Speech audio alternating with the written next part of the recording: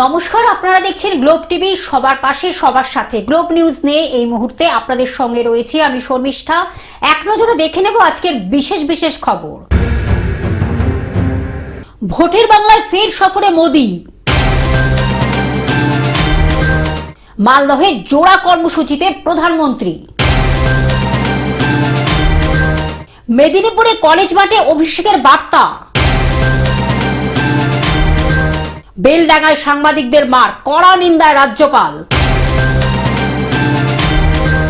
মোদির সভায় ডাক না পেয়ে অভিমানী দিলীপ। অ্যাডামাস বিশ্ববিদ্যালয়ের এনাম 2026-এর বর্ণাঢ্য সমাপনী। হারোয়ার বইমেলায় অভিনব উদ্যোগ। ছবি ব্যর্থতায় পারিশ্রমিক কমালেন অভিনেতা কার্তিক আরিয়ান।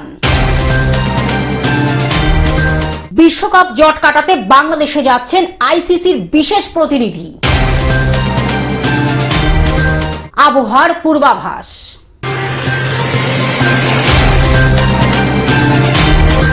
আসছে বিস্তারিত খবরে। ভোটের বাংলায় ফের সফরে মোদি। ভোটের বাংলায় ফের সফরে মোদি। দুদিনের সফরে আজ রাজ্যে প্রধানমন্ত্রী Narendra Modi.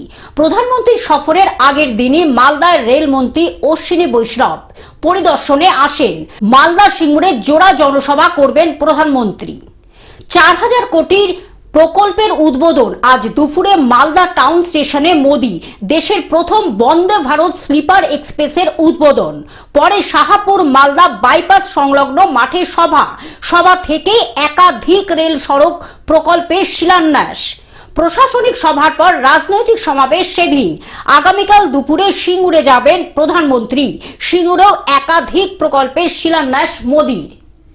Bureau report, Globe news. মালদহের জোড়া কর্মসূচিতে প্রধানমন্ত্রী।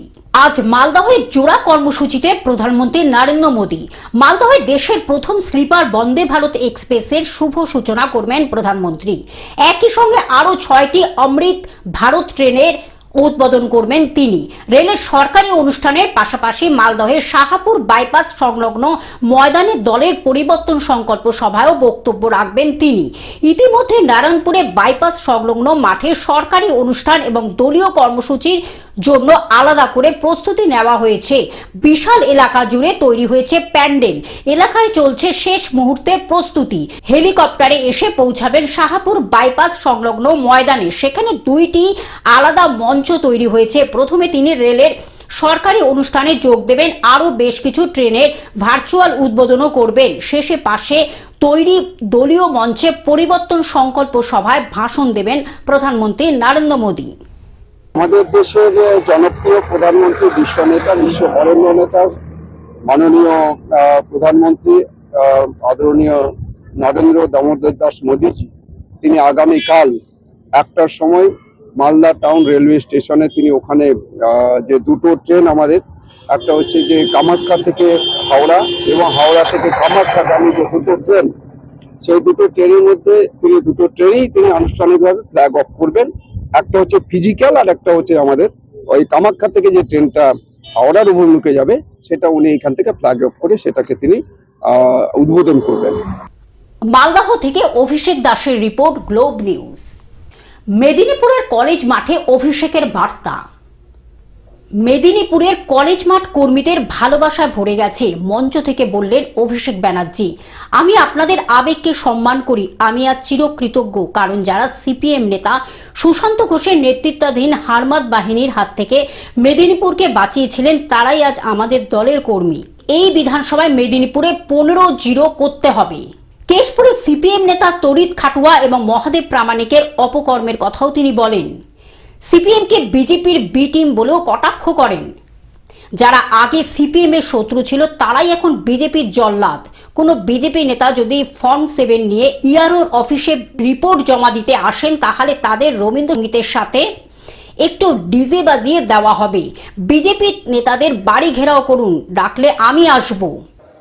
যে বুথে দরকার হবে, যদি দেখেন কেউ আইন বহির্ভূত কাজ করছে, ছোট বড় বিজেপি নেতার বাড়ি ঘেরাও করবে, আমাকে ডাকবেন, আমি যাব, আমি আসবো, আপনার পাশে দাঁড়াবো। বাংলার মানুষকে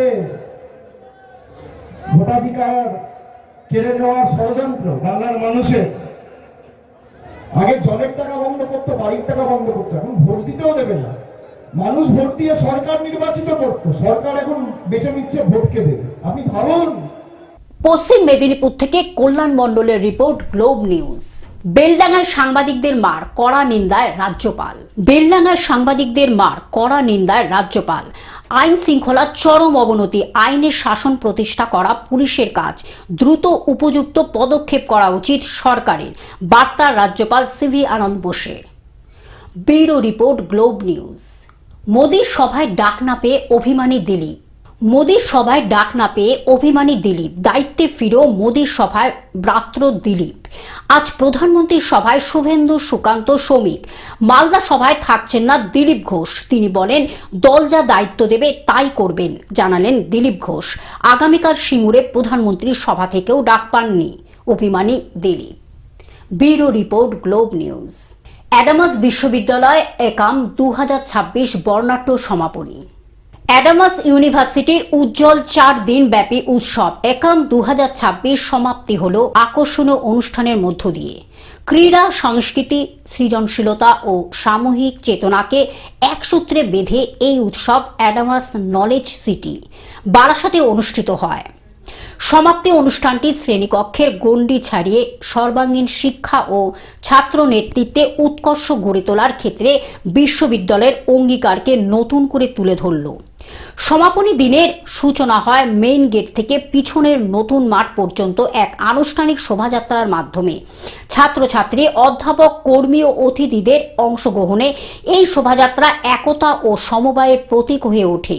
অ্যাডামাস হাওড়া ওয়ারিয়ার্সের উপস্থিতি অনুষ্ঠানে বাড়তি উদ্দীপনা যোগ করে এবং একাম 2026-এর মূল সুর, দলগত সংহতি, শৃঙ্খলা ও দৃঢ় মনোবল আরও স্পষ্টভাবে প্রতিফলিত করে। এরপর অনুষ্ঠিত হয় পুরস্কার বিতরণী অনুষ্ঠান।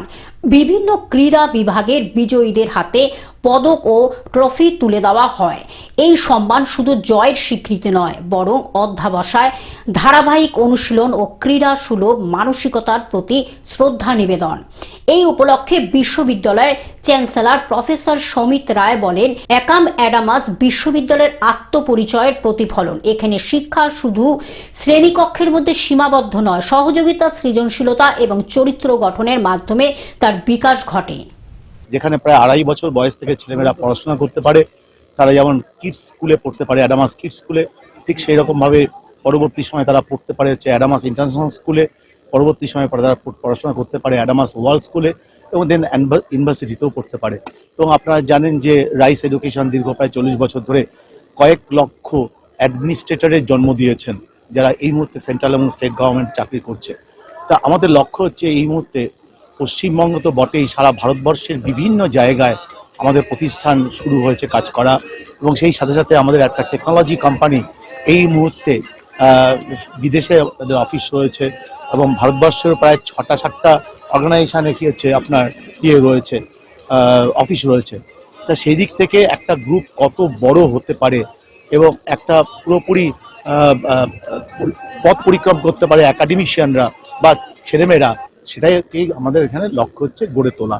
এবং আমি মনে করি যে এই ধরনের প্রতিষ্ঠান যত বেশি তৈরি হবে, তত সেই শক্তিশালী ভারতবর্ষ গড়ার আমরা স্বপ্ন দেখছি, সেখানে নিউ জেনারেশন তৈরি হতে পারবে। কলকাতা থেকে অনির্বাণ দত্তের রিপোর্ট, গ্লোব নিউজ। হারোয়ার বইমেলা অভিনব উদ্যোগ, কুপনে মিলেছে বই। নব প্রজন্মকে বইমুখী করতে হারোয়ার বইমেলা অভিনব উদ্যোগ। বর্তমান মোবাইল ইন্টারনেটের যুগে বই ছেড়ে মোবাইল স্ক্রিনে বুঁদ হয়ে বসে থাকে ছাত্রছাত্রী, শুধু করে 8 থেকে 80 সকল বয়সের মানুষ। ইন্টারনেটের যুগে ফেসবুক থেকে ইউটিউবে স্ক্রলিং করতে করতে কখন যে সময় পেরিয়ে যায় তা বুঝে উঠতে পারেন না অনেকেই। কিন্তু এর ফলে অজান্তেই যে বই পড়ার মতো একটি সভ্যতার বিনাশ হতে চলেছে তা অনেকের কাছে অধরা। সেই সমস্যার সমাধানে হারোয়া পঞ্চায়েত সমিতির সহসভাপতি আব্দুল খালেক মোল্লার সভাপতিত্বে ও হারোয়ার বিশিষ্ট সমাজসেবী ফরিদ জমাদারের সম্পাদনায় এক অভিনব উদ্যোগ দেখা গেল হারোয়া বইমেলা 2026-এ। ছাত্রছাত্রী থেকে শুরু করে সকল শ্রেণীর মানুষের কাছে বইয়ের প্রতি আগ্রহ বাড়াতে অভিনব উদ্যোগ দেখা গেল বসিরহাটের সুন্দরবনের বিদ্যাধরী নদীর তীরে হারোয়া বইমেলার। চতুর্থ বর্ষে হারোয়া বইমেলা যেন এক টুকরো বিদ্যাপীঠ হয়ে উঠল। বইমেলা শুরু হওয়ার আগেই উদ্যোক্তারা বাড়িতে বাড়িতে গিয়ে কুপন বিক্রি করা হয়েছে। আমরা চেষ্টা চালিয়ে যাচ্ছি যারা একদম নিউ জেনারেশন ভিতরে একটা মোবাইলের একটা আসক্তকরণ তার ভেতর থেকে ডাইভার্ট করার জন্য আমরা বইমেলা দিচ্ছি এবং এখানে বইমেলা স্কুলের বাচ্চাদের পারফরমেন্স, বাচ্চাদের এবং total focus on the books বই। অপরদিকে মেলা কমিটির সম্পাদক ফরিদ জামাদার বলেন, টোটাল ফোকাস অন বুকস, বই বই আর বই, বই পড়ুন ও বই উপহার দিন। নবপ্রজন্ম এখন মোবাইল কেন্দ্রিক জীবন যাপন করছে, তারা বই থেকে দূরে সরে যাচ্ছে। তাই আমরা কুপন ইস্যু করে মানুষকে পুনরায় বইমুখী করতে এই উদ্যোগ নিয়েছি। সব মিলিয়ে সুন্দরবন এলাকায় এই বইমেলা যে অন্য মাত্রা দিল তা বলাই বাহুল্য। আমরা চতুর্থ বর্ষে হাড়োয়া প্রাণের বইমেলা তার শুভ সূচনা আজকে ইতিমধ্যে হয়ে গেল। আমাদের সবথেকে বড় আকর্ষণ হচ্ছে যে আমরা ক্রেতা বই কেনা, আমরা বাড়িতে বাড়িতে কুপন পৌঁছা দিই এবং সেই ক্রেতারা যারা বই কেনে তারা স্টলে এসে কুপন দেখিয়ে বই পায়। তার মানে উদ্বোধনের আগে আমাদের অলরেডি কম বেশি 3 থেকে 4 লক্ষ টাকার বই সেল হয়ে যায়। 4 দিনের মধ্যে যারা কুপন নিয়ে আসবে কুপন দেখিয়ে বই পাবে। এটা কোনো চাঁদা নয়, আপনি 500 টাকা দিলেন, 500 টাকার কুপন দেবো, সেই কুপন থেকে আপনারা বই সংগ্রহ করবেন। এটা হচ্ছে কি হাড়োয়া বইমেলার মূল আকর্ষণ। দক্ষিণ 24 পরগনা থেকে সৌমাভ মণ্ডলের report, Globe news.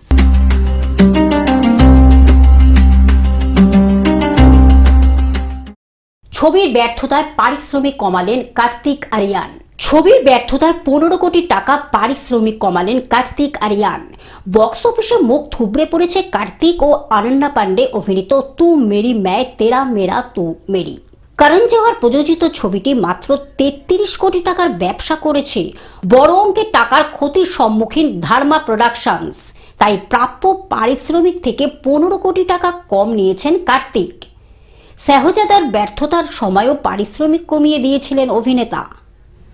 Bureau report, Globe news.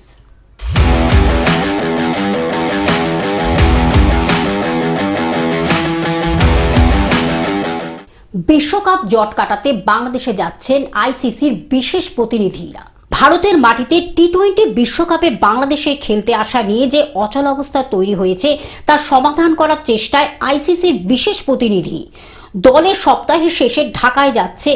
নিরাপত্তা নিয়ে সংশয় দূর করার লক্ষ্যেই এই সফর, তা নিয়ে সন্দেহ নেই। যদিও বিশ্বকাপের সূচিতে কোনো পরিবর্তন করার সম্ভাবনা নেই, এমন কথাও নাকি আইসিসি ইতিমধ্যে বাংলাদেশ বোর্ডকে জানিয়ে রেখেছে। Bureau report, Globe News.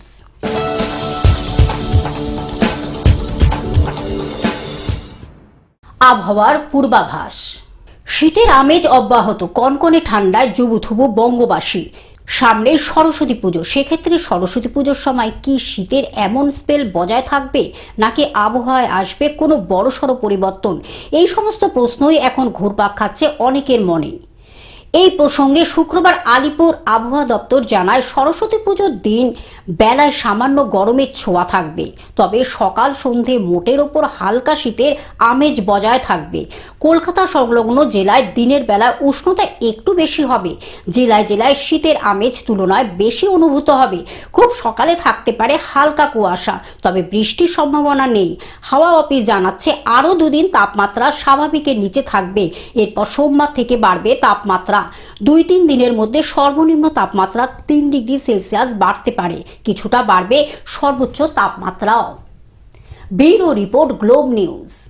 Television ছাড়া গ্লোব নিউজ এখন সর্বত্রই সমাজ মাধ্যমে উপলব্ধ।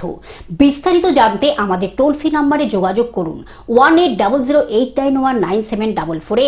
এছাড়া লগ ইন করুন আমাদের ওয়েবসাইটে www.globtvindia.com। গ্লোব নিউজ এই পর্যন্ত। দেখতে থাকুন গ্লোব টিভি, সবার পাশে সবার সাথে। নমস্কার।